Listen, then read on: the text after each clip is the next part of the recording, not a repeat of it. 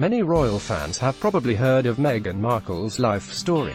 She was a middle-class girl who grew up to be an actress.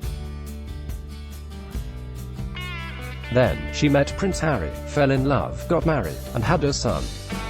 However, there is one story that took place during an early part of Markle's life that a lot of people have not heard about. In fact, this story involved what she reportedly described as the scariest moment of her life. Read on below to find out what event took place that really terrified Markle. Meghan, Duchess of Sussex, MegMany, Indigo, Getty Images. Meghan Markle wanted to work in international relations when she was younger. This story took place when Markle was a college student at Northwestern University. Although Markle always had a fascination with the acting world, she did not always want to pursue acting.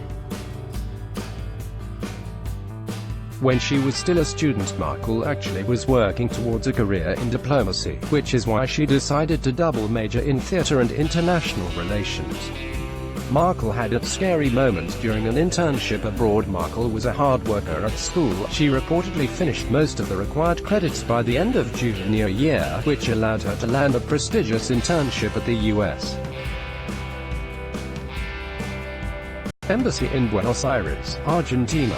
In 2002, she embarked on the 6-week internship as a junior press officer. The experience would definitely turn out to be a memorable one she will never forget. On her 21st birthday, Markle was allowed to accompany the convoy that was picking up the U.S. Secretary of Treasury Paul O'Neill on his visit to Buenos Aires.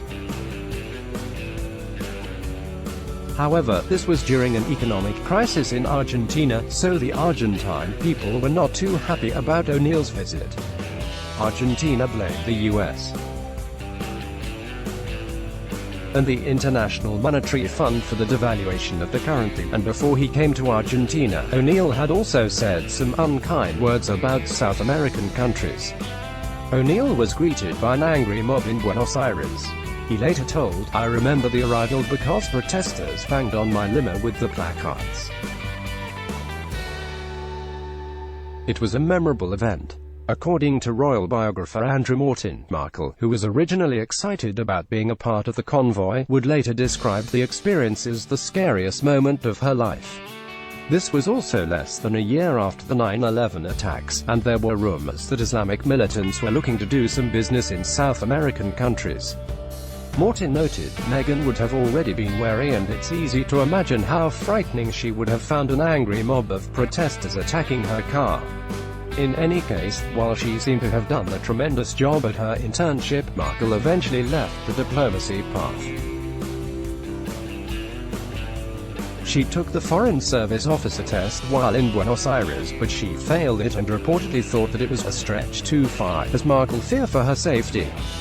View this post on Instagram. Spotlight on SmartWorks. We are proud to be supporting a very special initiative this autumn for SmartWorks charity. After quiet visits to SmartWorks over the last year, the Duchess was moved by the impactful work being done by this non-profit organization that helps women into the workforce, equipping them with both the skills and clothes they need to feel job-ready. Throughout her visits, she noticed that while the donations were plentiful, they were also notably a combination of mismatched items and colors, which weren't always the right stylistic choices or sizes that didn't necessarily suit the job at hand, to make a woman feel confident and inspired as she walked into her job interview. As a result, launching this autumn, the Duchess will be supporting a collective to help equip the women of SmartWorks with the key workwear essentials they need as they enter into the workplace. This initiative is supported by 4 generous brands who share the vision to empower the women of SmartWorks to look and feel as they bravely venture into what can often be a daunting environment for those who have been out of the job market.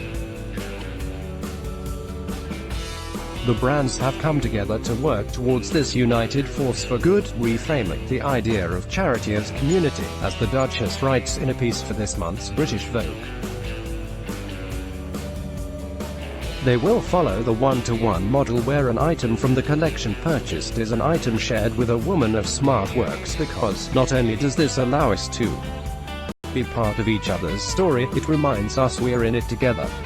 For more information on how you can be part of another woman's success story, visit SmartWorks charity.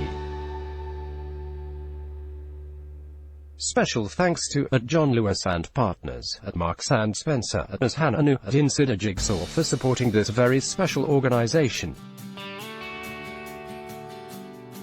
And to find out more, read the September issue of British Vogue and stay tuned for more exciting updates this autumn.